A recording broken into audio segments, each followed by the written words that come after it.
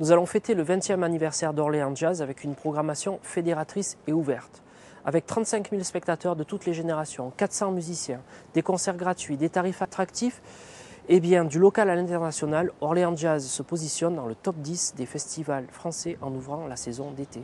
Alors le festival de jazz va aller à la rencontre des Orléanais, des Orléanaises dans toute la ville, à la médiathèque, avec d'ailleurs une exposition sur nos 20 ans d'affiches, avec des concerts également donc, dans les médiathèques, avec l'opération Place au Jazz Bourgogne, avec le Jardin de l'Évêché, le Campo Santo, et puis des moments inattendus dans toute la ville d'Orléans.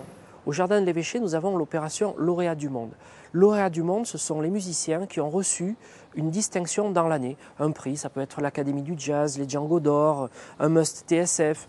Donc il y aura toute l'actualité du jazz et c'est gratuit au Jardin de l'Évêché. On prend une chaise longue, on peut boire un verre, manger sur le pouce et puis donc écouter tous ces grands musiciens de jazz, notamment l'Orchestre national de jazz dirigé par Daniel Ivinec avec le projet en hommage à Billie Holiday, Broadway in Satin.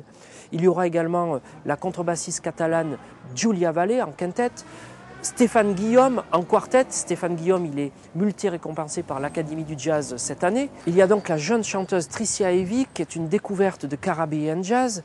Et puis le guitariste David Reinhardt, qui est le petit-fils de Django Reinhardt. C'est le 100e anniversaire de Django Reinhardt cette année. Donc le plus bel hommage qu'on pourrait faire à Django, c'est de recevoir son petit-fils. Il y a le lauréat du Sunset Sunside, qui est notre partenaire, le Nagual Orchestra.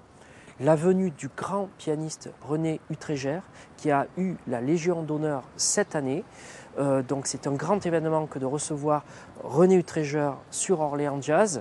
Il y a l'harmoniciste de Johnny Hallyday, l'harmoniciste Greg Slap, qui a également un Must TSF, qui est meilleur harmoniciste de l'année au festival Armo Liège en Belgique. La chanteuse Suzy Arioli, meilleur album de jazz vocal de l'année sur TSF Jazz. Le saxophoniste David Sévestre, qui est le lauréat d'Orléans Jazz, de notre tremplin jazz donc, et puis le groupe Pink Turtle qui reprend du pop in swing, donc des standards de la pop music en version jazz. Donc au Jardin de l'Évêché, on peut venir déguster le jazz tranquillement et avoir également une ambiance de convivialité et de fraternité autour du jazz. Pour le 20e anniversaire d'Orléans Jazz, eh bien, les musiciens du coin auront toujours leur scène, leur espace et leur place. Place au Jazz Bourgogne. Là, il y aura 2 scènes installées dans le quartier Bourgogne autour de la place Saint-Pierre-en-Pont, dite place du Temple. Et là, nous avons vraiment le meilleur de la région avec, par exemple, le 2e prix du concours Orléans Jazz Istanbuls, qui va donc se produire sur cette place Saint-Pierre-en-Pont, et puis des groupes comme Camino, Swing Babylon, les Valseuses. Donc il y a 2 programmateurs associés, ce sont Pierre Richard et le Nuage en Pantalon. Donc les musiciens de la région, les musiciens du coin ont leur place et la fête d'Orléans Jazz est pour tout le monde. Au Campo Santo aussi, nous avons décidé de privilégier l'ambiance avec le village. Le village avec son espace signature, ses espaces restauration, ses espaces partenaires. Il fait bon de venir au Campo Santo pour boire un verre et pour dîner et évidemment pour écouter le meilleur du jazz et le meilleur du jazz international.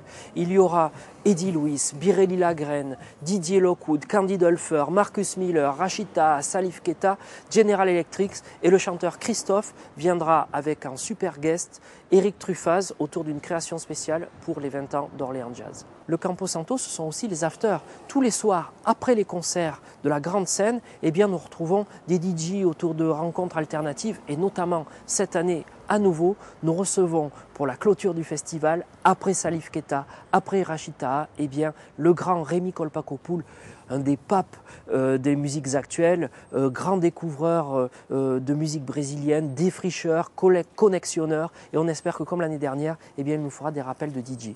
Sur Orléans Jazz, une grande partie de nos concerts sont gratuits, en particulier au Jardin de l'Évêché, à Place au Jazz Bourgogne, et seuls les concerts du Campo Santo sont payants, et là vraiment, il y a des tarifs sympas avec également des passes pour assister à tous les concerts. Orléans Jazz est un événement de la ville d'Orléans qui est accompagné par des associations et par des partenaires fidèles et précieux. Bienvenue à Orléans Jazz 2010 et donc très bon festival.